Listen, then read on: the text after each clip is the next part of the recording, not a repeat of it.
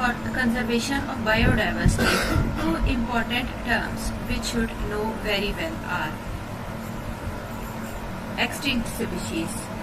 Extinct species क्या होती है, पहले ये जानना ज़रूरी है इससे पहले कि हम कंजर्वेशन को डिस्कस करें. Extinct species mean a species when there is no doubt that last individual of that species has died in that ecosystem. किसी भी इकोसिस्टम में कोई स्पीशीज जो है उसका कोई एक भी मेंबर जो प्रेजेंट नहीं है बल्कि वो बिल्कुल ख़त्म हो चुकी है, उसका जो लास्ट इंडिविजुअल है उस इकोसिस्टम में वो भी अलाइव नहीं है. And the second one is endangered species. What are endangered species? A species is called endangered when it is at the risk of extinction in the near future. Mean कि उसके members इतने कम हो गए हैं कि in the future it is at the risk of extinction. अब वो अगर हमने उसकी कंजर्वेशन के लिए कुछ ऐसे स्टेप्स ना लिए, उसको प्रोटेक्ट करने की कोशिश ना की, तो वो भी एक्सटिंक्ट हो जाएगी. So that is all about extinct and endangered species. अब कंजर्वेशन क्यों इम्पोर्टेंट है और क्या थ्रेट्स है फॉर द बायोडाइवर्सिटी. तो सबसे जो मेन रीजन है दैट इज कोई भी इकोसिस्टम वो ह्यूमन एक्टिविटी की वजह से डिस्ट्रक्शन की तरफ जाता है. Due to human activities ecosystems are threatened with destruction. के ह्यूमन एक्टिविटीज हैं जिसकी वजह से कोई भी इकोसिस्टम जो है वो कोलैप्स होने के करीब चला जाता है. अब वो एक्टिविटीज क्या है ये भी हम डिटेल में डिस्कस करेंगे. जब कोई भी स्पीशी एक्सटिंक्ट हो जाती है किसी भी इकोसिस्टम में तो उस इकोसिस्टम की स्टेबिलिटी जो है वो प्रॉपर नहीं रहती. वो इकोसिस्टम जो है वो स्टेबल नहीं रहता बल्कि उसकी जो स्टेबिलिटी है वो उसके लिए किसी भी स्पीशी का एक्सटिंक्ट होना हार्मफुल है. तो अब ह्यूमन एक्टिविटीज की वजह से it is threat that global ecosystem would collapse if biodiversity continue to be reduced at the same rate. अगर बायोडाइवर्सिटी इसी तरह से डिक्रीज होती रही तो जो ग्लोबल इकोसिस्टम है, ये पूरा planet that is act like a ecosystem, biosphere that is act like ecosystem that is near to be collapse. Now, conservation of biodiversity के लिए कुछ ऐसी हम स्पीशीज को देखेंगे जो कि इंडेंजर्ड है या कि एक्सटिंक्ट हो चुकी है इन आवर एरिया और in our country. These are lion, swamp deer, tiger, Indian wild ass, Asiatic cheetah, angoor, Indian one horn rhinoceros and black one. अब हम इसकी कुछ पिक्चर्स भी देखते हैं. That is lion, tiger, Asiatic cheetah, Indian wild ass, Indian one horn rhinoceros, swamp deer, black and अंगूर.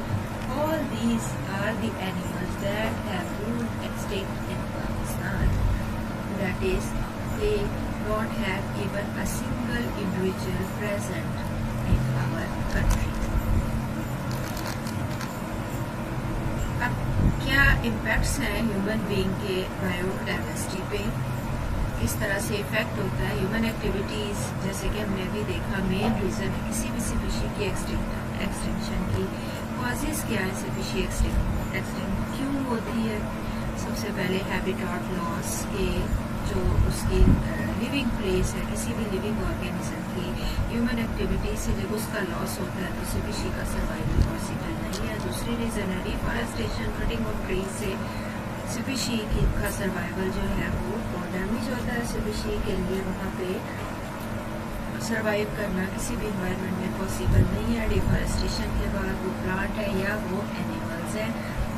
Over hunting भी इसकी एक मेन रीज़न है जिसको बहुत दफ़ा बैन भी किया गया. Pollution is the main cause for aquatic life and for the plants, for the animals. इससे भी बहुत सारी जो स्पीशीज हैं वो एक्सटिंक्ट हो गई है.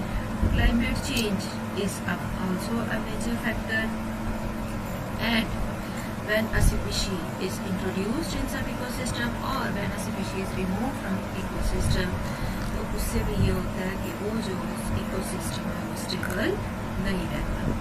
So all these are the factors that affect the extinction of species. What is deforestation? Deforestation is the cutting of trees. Cutting जब की जाती है ट्रीज की बहुत ज़्यादा, और उसको फॉरेस्ट लैंड को नॉन फॉरेस्ट लैंड में चेंज कर दिया जाता है. ऐसा क्यों किया जाता है? इसके पर्पस क्या है? फॉर एग्रीकल्चर पर्पसेस एक फॉरेस्ट एरिया को नॉन फॉरेस्ट लैंड में कन्वर्ट किया जाता है, या फिर अर्बन डेवलपमेंट के लिए for residential purposes, for factories. All these are for road construction. All these are the reasons for deforestation.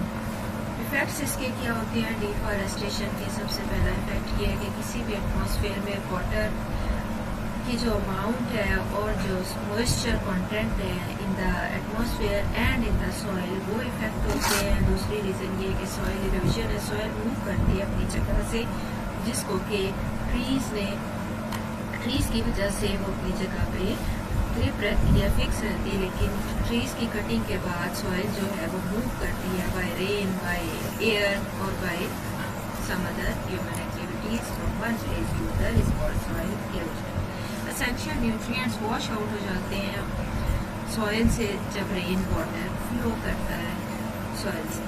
River जो है वो चोक अप हो जाते हैं. मीन वहाँ पे उनकी जो बेस है वहाँ बॉटम पे मड के अकमुलेट होने से और उससे उसकी स्टोरेज कैपेसिटी इफेक्ट होती है. ट्रांसपायरेशन डिक्रीज हो जाती है जिससे क्लाउड फॉर्मेशन इफेक्ट होती है. तो अल्टीमेटली उससे रेन पे भी इफेक्ट होगा. अब इंडेंजर स्पीशीज पाकिस्तान में कौन कौन सी हैं? पाकिस्तान में सबसे पहले इंडेंजर स्पीशीज जो इम्पोर्टेंट है दैट इज इंडस डॉल्फिन, जिसके इंडस रिवर में एक एस्टिमेटेड जो नंबर है these are 600 species are left. और उसके डिक्लाइन की क्या रीज़न है? पोल्यूशन है. पोचिंग में hunting and destruction of habitat, उनका हैबिटाट लॉस है, या कुछ जो पोल्यूशन ऐड होती है सम इंडस्ट्रीज ड्यू टू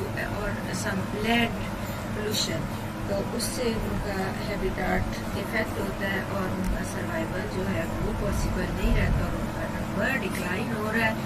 दूसरा Marco Polo sheep Punjab national park में इसका हैबिटाट है, इसका उस एरिया में ये ज़्यादा सर्वाइव करती है. डिक्लाइन इसका बहुत रैपिडली हो रहा है और इसके लिए भी कुछ प्रोजेक्ट्स WWF ने स्टार्ट किए इन पाकिस्तान. तीसरा है मुबारा बस्टर्ड जो कि सोवियत टेरिटरी से माइग्रेट करता है इन विंटर, और ये माइग्रेट करता है थर और चोलिस्तान डेजर्ट्स में. इसका डिक्लाइन हो रहा है हंटिंग की वजह से. फॉरनर जब इस एरिया में आके हंटिंग करते हैं और इनका जो हैबिटाट लॉस है उससे इसका नंबर बहुत रैपिडली डिक्लाइन हो रहा है. That is all about the endangered species and how we can conserve these species. उम्मीद है आपको ये अच्छी तरह से अंडरस्टैंड हो गया होगा. If you find any problem, let me know. Thank you.